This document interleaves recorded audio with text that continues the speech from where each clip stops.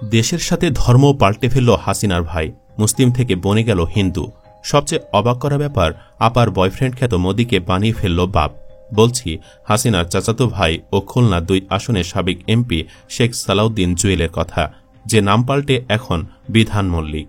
সম্প্রতি সামাজিক যোগাযোগ মাধ্যমে তার বাংলাদেশের জাতীয় পরিচয়পত্র ও ভারতের আধার কার্ডের ছবি ভাইরাল হয়েছে। 2 দেশের কার্ডের মধ্যে হাসিনার ভাইয়ের পরিচয় কি, কিভাবে এমন হলো, বিস্তারিত থাকছে জীবনের কথার এই পর্বে। গত 5 আগস্টে গণ অভ্যুত্থানে হাসিনা সরকার পতনের পরপরই শেখ জুয়েল সহ শেখ পরিবারের প্রায় সবাই ভারতে আশ্রয় নেন। এর আগে শেখ পরিবারের অনেকেই 626 জনের মধ্যে ছিলেন সেনাবাহিনীর হেফাজতে। জীবনে নিরাপত্তার চেয়ে তারা বাংলাদেশ সেনাবাহিনীর কাছে আশ্রয় নিয়েছিলেন। পরবর্তী সময় সুযোগ মতো ক্যান্টনমেন্টের নিরাপত্তা হেফাজত থেকে বের হয়ে সীমান্ত পেরিয়ে ভারতে চলে যান। তাদের মধ্যেই অন্যতম একজন শেখ মুজিবুর রহমানের ভ্রাতুষ্পুত্র শেখ সালাউদ্দিন জুয়েল।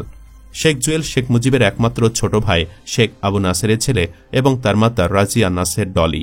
2018 সালে খুলনা 2 সংসদীয় আসন থেকে প্রথম সংসদ সদস্য নির্বাচিত হন শেখ সালাউদ্দিন। 2024 সালেও তিনি আওয়ামী লীগের মনোনয়নে সংসদ সদস্য নির্বাচিত হন। কাগজপত্রে তিনি শেখ সালাউদ্দিন হলেও সর্বত্র তিনি শেখ জুয়েল নামেই বেশি পরিচিত। জুয়েলের বাবার নাম শেখ আবু নাসের হলেও নতুন পরিচয় বাবা এখন মদীন্দ্রনাথ মল্লিক। বাপের এমন নামের কারণেই তাকে নিয়ে সোশ্যাল মিডিয়ায় হাসি তামাশাটাও বেশি হচ্ছে। অনেকে বলছেন মোদি তো তার বোনের বয়ফ্রেন্ড, তাকে নিজের বাপ বানিয়ে ফেলল, অন্য কোনো নাম কি ছিল না? তার এমন কাণ্ডে রীতিমতো কপালে চোখ উঠেছে আওয়ামী লীগের নেতাকর্মীদেরও। বিব্রত বোধ করছে দেশের সচেতন মহল। বলছে শেখ পরিবারের এমন প্রভাবশালী সদস্যের এমন কাজ করাটা কোনোভাবেই মানায়নি। তবে শুধু শেখ জুয়েল নন, একাধিক সূত্র বলছে শেখ জুয়েলের মতো শেখ পরিবারের অনেক সদস্যই ভারতীয় নাগরিকত্ব গ্রহণ করেছেন বিশেষ প্রক্রিয়ায়। আধার কার্ডে শুধু নিজের নাম নয়, পাল্টে ফেলেছেন বাবার নামও। ওই কার্ড দিয়ে তারা ভারতে চলাফেরা করে আসছেন স্বাধীনভাবে। ভারতে আশ্রয় নেওয়া অনেকে আবার ট্রাভেল কার্ডও দেওয়া হয়েছে।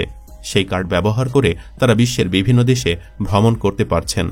তবে শেখ জুয়েল কলকাতাতেই বেশিরভাগ সময় কাটাচ্ছেন। তার বড় ভাই শেখ হেলাল, শেখ সোহেল এবং ছোট ভাই শেখ রুবেলও পশ্চিমবঙ্গের কলকাতাতে অবস্থান করছেন। শেখ জুয়েলের আধার কার্ড ঘেটে দেখা গেছে তাতে শেখ সালাউদ্দিন জুয়েল নাম পাল্টে হয়েছেন বিধান মল্লিক। বাবার নাম মদীন্দ্রনাথ মল্লিক।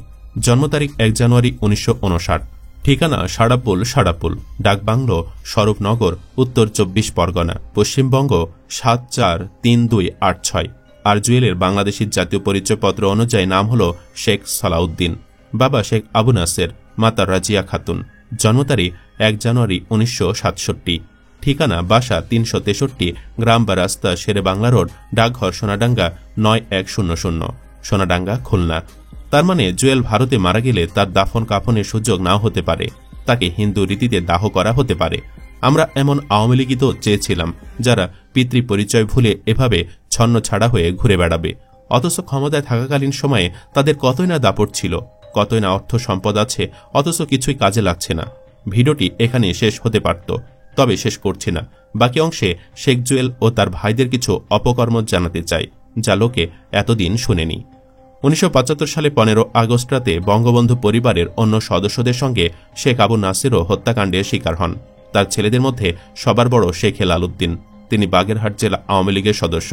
বাগেরহাট 1 আসনের 6 বার সংসদ সদস্য ছিলেন। 1981 সালের 17 মে শেখ হাসিনা দেশে ফিরলে হেলাল আওয়ামী লীগের সক্রিয় হতে থাকেন।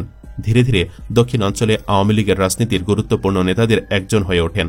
এ সময় সরকার বা দলের শীর্ষ কোনো পদে তাকে দেখা না গেলেও তার ইশারায় খুলনা বিভক্ত বটেই। জাতীয় রাজনীতির অনেক কিছুই নির্ধারিত হয়েছে গত 1.5 দশকে। শেখ বাড়ির অন্য সদস্যরা আগে রাজনীতিতে তেমন সক্রিয় ছিলেন না। 2014 সালে শেখ সালাউদ্দিন ওরফে জুয়েল, শেখ সোহেল উদ্দিন, শেখ জালালউদ্দিন ওরফে রুবেল, শেখ বেলালউদ্দিন ওরফে বাবুর সঙ্গে শেখ হেলালের ছেলে শেখ তন্ময় রাজনীতি ও ব্যবসা বাণিজ্যের নিয়ন্ত্রক হয়ে উঠতে শুরু করেন। প্রত্যেকের পৃথক প্রভাব তৈরি হতে থাকে। খুলনা 2 আসনে শেখ জুয়েল অনেকটা উড়ে এসে জুড়ে বসেন। খুলনার মানুষ তাকে খুব একটা চিনতেন না। 2014 সালে 10ম জাতীয় সংসদ নির্বাচনে এই আসনে সংসদ সদস্য হন তখনকার মহানগর আওয়ামী লীগের সাধারণ সম্পাদক মিজানুর রহমান। এরপর দলের মধ্যে মিজানুরের আধিপত্য বাড়তে থাকে। বিষয়টি শেখ ভাইয়েরা ভালোভাবে নেননি। দুর্নীতি দমন কমিশনের তদন্তের মুখে পড়তে হয় তাকে।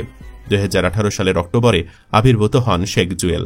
25 অক্টোবর খুলনা এলে বর্ধিত সভায় তাকে খুলনা 2 আসনে নৌকা প্রার্থী ঘোষণা করা হয়। চলতি বছরের জানুয়ারিতে দ্বাদশ জাতীয় সংসদ নির্বাচনে দ্বিতীয়বার সংসদ সদস্য হন শেখ জুয়েল। হেলালের পথ ধরে 2018 সালে বাগেরহাট 2 আসন থেকে দলীয় মনোনয়ন নিয়ে হুট করে রাজনীতিতে আসেন তার ছেলে তন্ময়। জেলায় অনেক পুরনো নেতা থাকলেও পারিবারিক কোটায় মনোনয়ন পান অপরিচিত এই মুখ। এরপর 2024 সালেও তন্ময় সংসদ সদস্য হন। শেখ সোহেল যুবলীগের প্রেসিডিয়াম সদস্য, খুলনা ক্লাবের সভাপতি, খুলনা বিভাগীয় অভ্যন্তরীণ নৌ পরিবহন মালিক গ্রুপের সভাপতি, বিসিবির পরিচালক, বিপিএলের গভর্নিং বডির চেয়ারম্যান হয়েছিলেন। শেখ রুবেল হয়েছিলেন খুলনা বিভাগীয় অভ্যন্তরীণ নৌ পরিবহন মালিক গ্রুপের সহ সভাপতি। খুলনার নৌ পরিবহন মালিকদের সঙ্গে কথা বলে জানা যায়, শেখ পরিবারের 5 ভাই, তাদের স্ত্রী ও সন্তানদের নামে রয়েছে শখানেক জাহাজ। 2011 সাল থেকে খুলনা বিভাগীয় অভ্যন্তরীণ নৌ পরিবহন মালিক গ্রুপটি ছিল শেখ ভাইদের নিয়ন্ত্রণে। শেখ হাসিনার বিগত 3টি পূর্ণ মেয়াদের সরকারের আমলে আওয়ামী লীগের অনেক প্রবীণ নেতা মনোনয়ন পাননি কেবল শেখ ভাইদের টাকা দেননি বলে। ইউনিয়ন পরিষদের চেয়ারম্যান পদ থেকে শুরু করে সংসদ সদস্যের মনোনয়নে পর্যন্ত প্রভাব বিস্তার করত খুলনার শেখ বাড়ি। আওয়ামী লীগের অনেক নেতা নাম প্রকাশ না করার শর্তে জানান, টাকার বিনিময়ে অনেককে শেখ ভাইরা নৌকার মনোনয়ন পাইয়ে দিয়েছেন। কেন্দ্র থেকে দেওয়া নৌকার প্রার্থী পছন্দ না হলে বিদ্রোহী প্রার্থী দাঁড় করাতেন তারা। গত 1.5 দশকে খুলনার 4টি সরকারি বিশ্ববিদ্যালয়ে যে কোনো ধরনের জনবল নিয়োগে শেখ বাড়ির সুপারিশ প্রধান যোগ্যতা হতে হতো একজন চাকরি প্রত্যাশীর। খুলনা শেখ হাসিনা মেডিকেল বিশ্ববিদ্যালয়ের একজন সিন্ডিকেট সদস্য প্রথম আলোকে বলেন, এই বিশ্ববিদ্যালয়ের সব নিয়োগে শেখ বাড়ির ব্যাপক প্রভাব ছিল।